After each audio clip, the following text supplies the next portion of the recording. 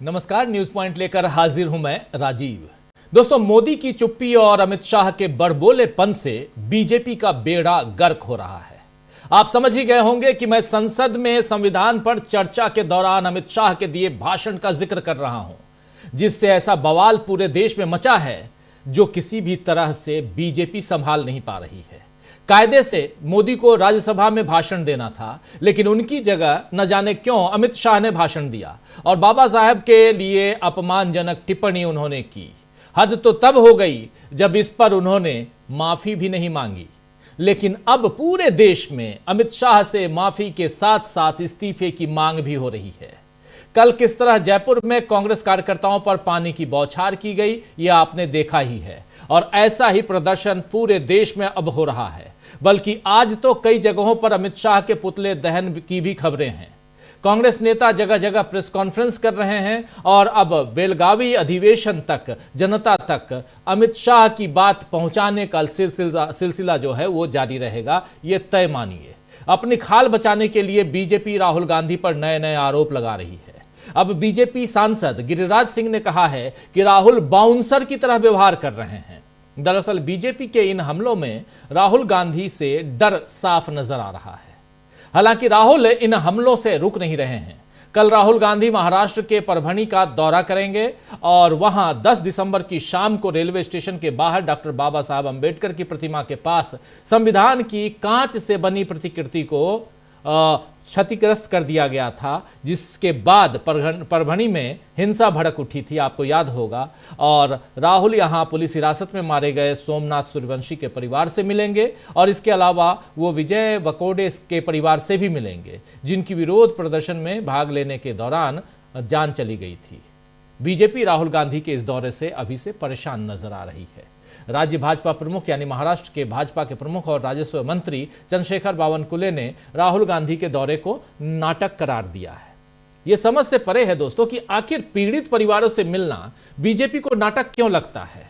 राहुल गांधी अगर आम नागरिक की हैसियत से उनके पास जाते तब भी वो उनका हक था, और अभी तो वो नेता प्रतिपक्ष होने के नाते वहां जा रहे हैं, जो उनका कर्तव्य भी है। वैसे कर्तव्य तो ये मोदी का है जो देश के प्रधानमंत्री हैं, लेकिन 2.5 सालों में मोदी मणिपुर तक तो नहीं जा सके, तो उनसे आप उम्मीद ही क्या करें। उम्मीद रखना बेकार है कि वो पीड़ितों के बीच जाएंगे। हां, अगर महाराष्ट्र में कोई बिजनेस समिट हो जहां देश दुनिया के व्यापारी पहुंचेंगे तो वहां नरेंद्र मोदी जरूर पहुंच जाएंगे। वैसे अभी तो मोदी कुवैत का सर्वोच्च सम्मान पाकर गदगद हैं। जी हां, आप जानते हैं कि नरेंद्र मोदी कुवैत गए हैं और कुवैत का सर्वोच्च सम्मान उन्हें मिला है। दुनिया भर में घूमते हुए नरेंद्र मोदी को देश की परवाह नहीं है और उनकी सत्ता की परवाह तो चुनाव आयोग कर ही रहा है, आप देख रहे हैं। ऐसा आरोप विपक्ष लगातार लगाता आया है। अब केंद्र सरकार के एक फैसले से इस आरोप को और दम मिल गया है। चुनाव आयोग की सिफारिश के आधार पर, यानी चुनाव आयोग के कहने पर, शुक्रवार को केंद्रीय विधि मंत्रालय ने चुनाव नियम 1961 में संशोधन किया है। अब मतदान बूथ के सीसीटीवी कैमरा और वेबकास्टिंग फुटेज के साथ साथ उम्मीदवारों की वीडियो रिकॉर्डिंग जैसे कुछ इलेक्ट्रॉनिक दस्तावेजों को सार्वजनिक नहीं किया जाएगा। सरकार का यह कहना है कि ये इन फुटेज के दुरुपयोग को रोकने के लिए किया गया है। हालांकि चुनाव नियम 1961 के नियम 93 के अनुसार चुनाव से संबंधित सभी कागजात सार्वजनिक निरीक्षण के लिए खुले होने चाहिए। कांग्रेस ने सरकार की तरफ से किए गए इन बदलावों का विरोध किया है। पार्टी महासचिव जयराम रमेश ने कहा है कि वो संशोधन को कानूनी रूप से चुनौती देंगे। वहीं कांग्रेस अध्यक्ष मल्लिकार्जुन खड़गे ने एक्स पर एक पोस्ट में कहा है कि मोदी सरकार द्वारा चुनाव संचालन नियमों में किया गया दुस्साहसिक संशोधन भारत के चुनाव आयोग की संस्थागत निष्ठा को तबाह करने की उसकी सुनियोजित साजिश के तहत एक और हमला है।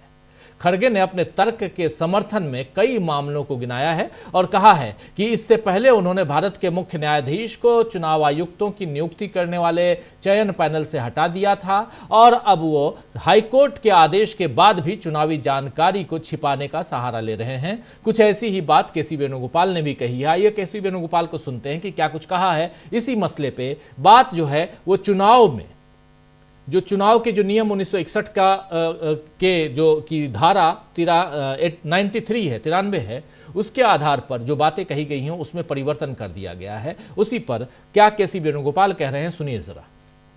That is one of the serious issues. After Haryana election itself, we asked for the final voter list from the Election Commission of India, which is mandatory to give as per the existing rules. They didn't give us. Because after Haryana and Maharashtra election, we clearly complained to the Election Commission of India, something happened in this election. This not happened as a genuine election. There was something happened in election, some investigation is needed. They ruled out everything. After that only we asked them about this voter list, which they denied. After that we went to High Court. High Court ordered that the voter list and sufficient documents has to be provided to the parties. Immediately after that, what happened? Instead of obeying the High Court order, they amended the rule. They amended the rule. Though this is it is a very clear-cut case that something is happening in the election commission, something is happening in the electoral process. Very clear. तो सुन रहे थे आप यहां केसी वेणुगोपाल को। और वहीं कांग्रेस नेता मनीष तिवारी ने भी बताया है कि हाई कोर्ट में मामला होने के बाद सरकार ने यह गलत कदम उठाया है। मनीष तिवारी कह रहे हैं सरकार के लिए। मनीष तिवारी की बात सुन लीजिए, उनकी जुबानी सुनिए जरा। सर, इलेक्शन रूल्स में चेंजेस, कुछ डॉक्यूमेंट्स के बाद रूल चेंज कर दिए, इसे कैसे देखें? It is most unfortunate that while a proceeding was going on in the Punjab and Haryana high court and certain directions were given by the High Court, the election conduct rules, specifically with regard to those directions, have been changed.